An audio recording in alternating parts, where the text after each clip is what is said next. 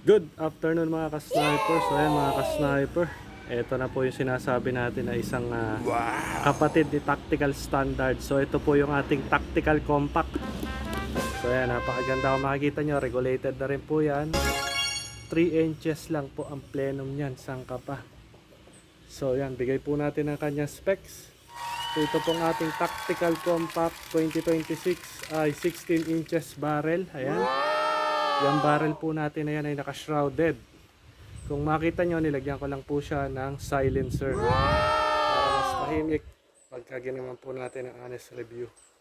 So ang kinabit po natin sa kanya ay yung regalo sa akin ni Nino, yung V-Life na red dot. Gusto ko subukan at saka mas bagay na bagay sa ating Tactical Compact yung ating red dot.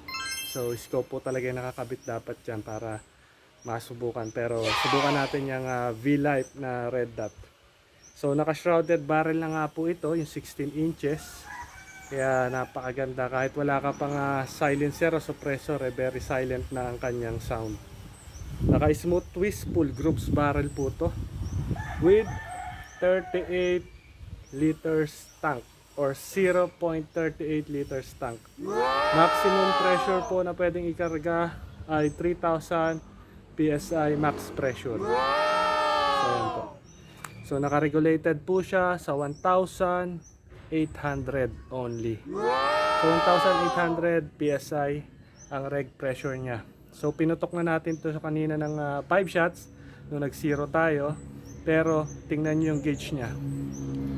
Nasa 3K pa din, naka 5 shots na yan. So ganun katipid at ganito kalakas yan with maximum FPS na 900 to 930 FPS. So diba, napaka-clean ng barrel, naka-shrouded, 3 inches plenum, 3K PSI, pero wag ka, naka 900 to 930 FPS. Yun po yung maximum adjust sa tuning, no? So yung default setting niya nasa 800 to 830 naman, yung default setting only. So yung ating pong counted shots from 3,000 PSI down to 1K ay pumutok po siya ng 40 shots. Pero very powerful. Ano po mga ka-sniper, naka stainless steel na rin na barrel kung makikita nyo, pero pressure na sa loob po niya. Tapos naka T7 T6 alloy. Ayan, receiver, pati yung swing niya kung makikita nyo. Tapos adjustable bat.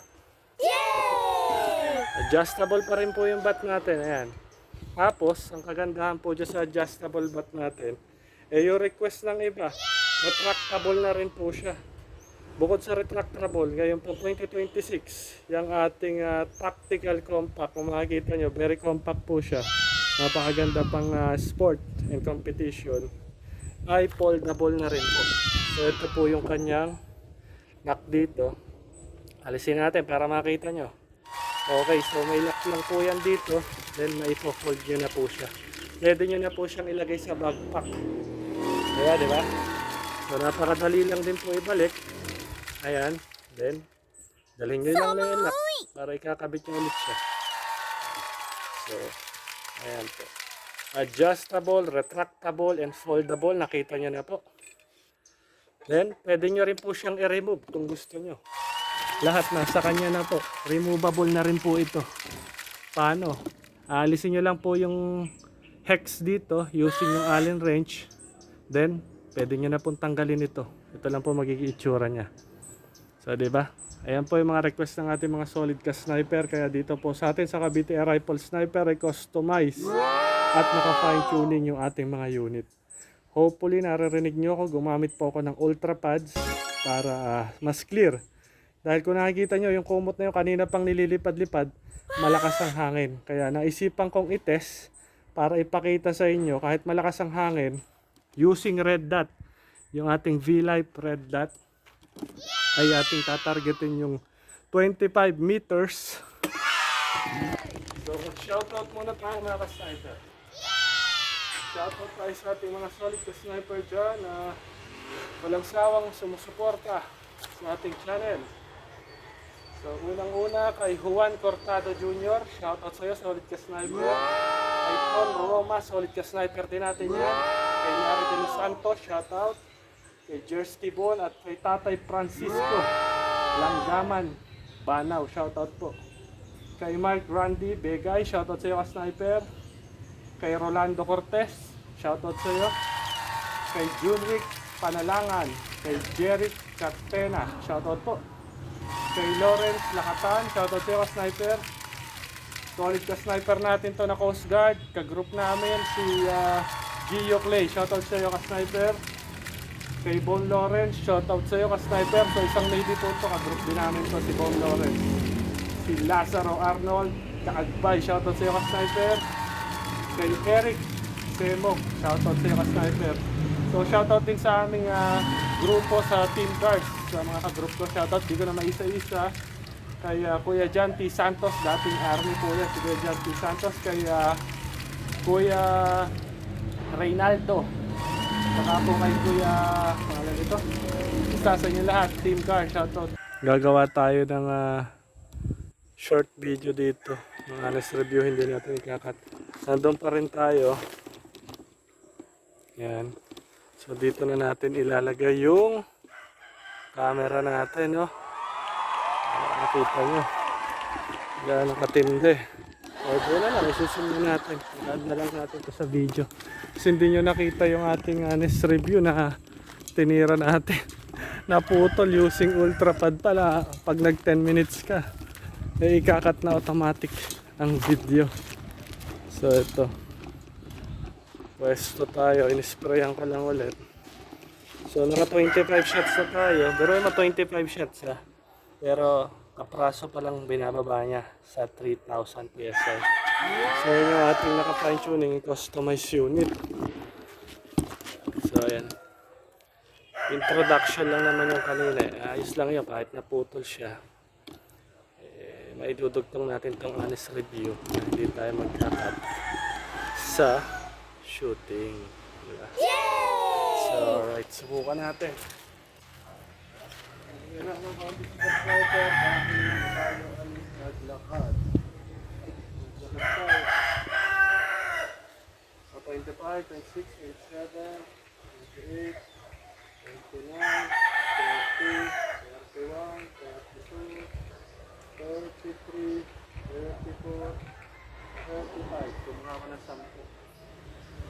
So pag naubos ka ng 10, total of 35 shots na tayo. Sniper. Kaya makita nyo napakahangin dahil sa'yo ito, dalawang galaw. Sa lubong yung hangin, upload na timing. First shot.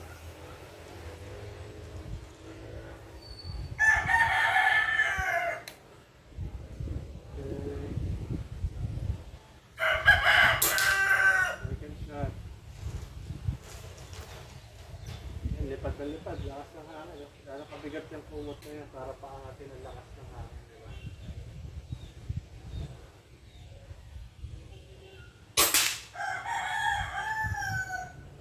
Three. Apat.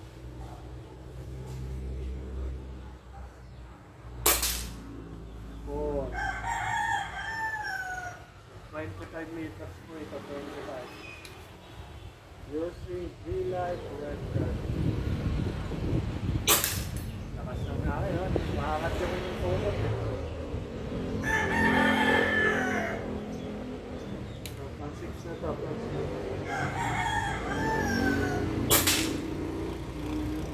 Natin to. Tapos yung gamit natin pellets, unsorted pellets po ito.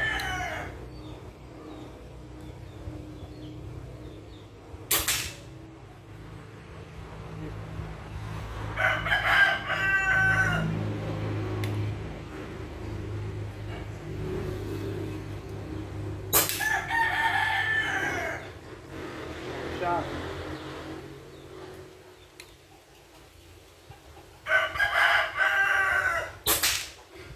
Sampuk. It means, tapos na, 35 shots na tayo.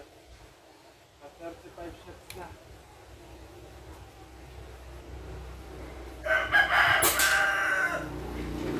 lima para 40. Kailangan ko na 1, 2, 3, 4, 5. Pag naubos tong 5 na to, 40 shots na lahat yan.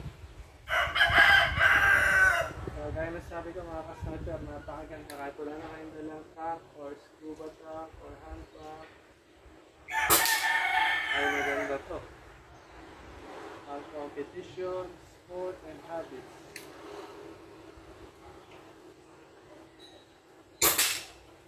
Nasa 1.8 na correct pressure, pero tingnan mo, 16 inches barrel na naka-shrouded, napakatahimik.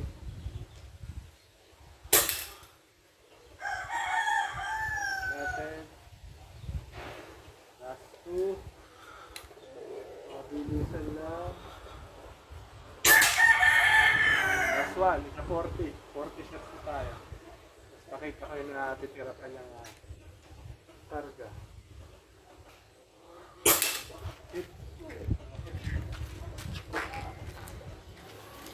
Let's go. So kung makikita nyo mga ka-sniper, yan. Let's review. So 40 shots, meron pa siyang 2,500 PSI.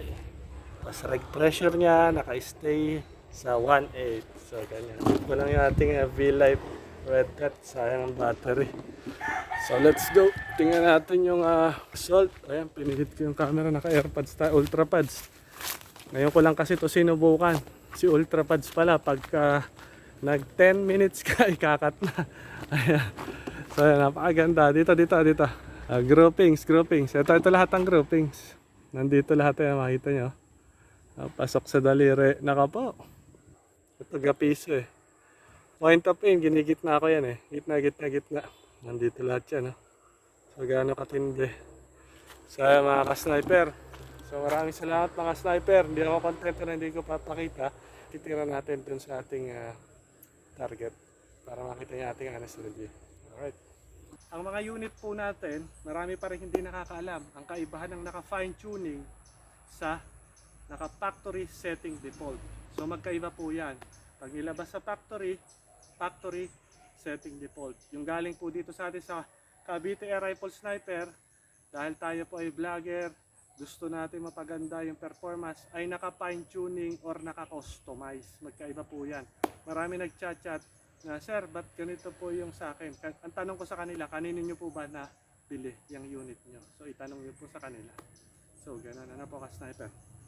So sa atin ay naka-fine tuning at customize. So it means yung nabili nyo po, kaya ganon, ay naka-factory default setting. So yun po yung kaibahan nun, no?